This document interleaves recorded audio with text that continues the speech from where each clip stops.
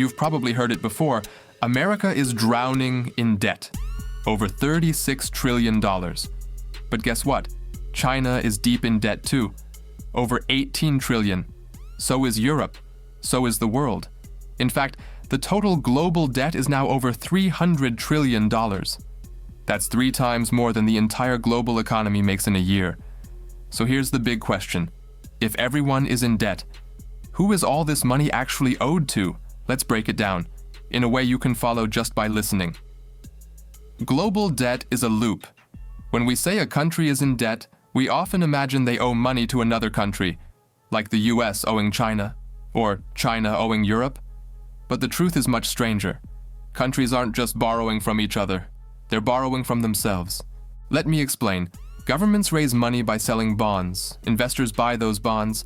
That includes banks, insurance companies, pension funds, and even regular people like you through your savings or retirement accounts.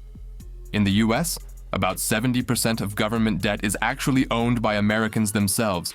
The rest is held by foreign governments and global investors.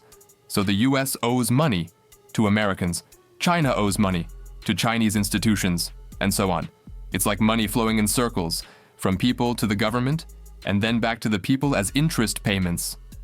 Debt powers modern growth. Here's what's really important. Debt isn't just a scary number. It's the engine that drives modern economies. Governments borrow to build schools, fund healthcare, and create jobs. Companies borrow to expand. People borrow to buy homes, start businesses, or go to college. Over time, this has become the normal way things work. Countries roll over old debt by issuing new debt. And as long as people believe they'll be paid back, the system keeps running. Yes, it's risky, but it also fuels progress. In the US, nearly 1 in every $4 the government spends comes from borrowing. In China, it's about 1 in 5. Without debt, modern economies would grind to a halt. The risks beneath the surface, but make no mistake, this system isn't perfect. It depends on trust. If investors lose faith in a country's ability to pay, they stop lending. Interest rates spike. The cost of borrowing goes up, and economies start to shrink. That's exactly what happened to Greece after the 2008 financial crisis. When the money dried up, the country couldn't pay salaries. 1 in 4 government workers lost their jobs. The economy collapsed.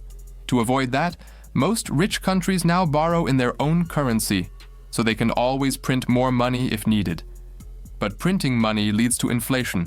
Prices rise, savings shrink, and that causes its own set of problems. The system can't stop yet. So why don't we just stop borrowing altogether? Because at this point, the world economy depends on it. Debt keeps money moving. It creates demand. It funds recovery in times of crisis, like COVID in 2020, when governments had to step in to keep everything from collapsing. That year alone, the US borrowed nearly 20% of its entire economy in a single shot. Governments now borrow to pay off old debt and to keep up with promises made to their citizens. Cutting off borrowing would mean cutting off spending, which would trigger a recession, or worse. It's not a healthy cycle, but it's the cycle we have. What happens next? Now, more people are starting to worry. As interest payments grow, governments are spending more just to pay back old loans, not to build the future. This is why we're seeing a shift. Investors are looking for safety. Gold is surging, silver is up.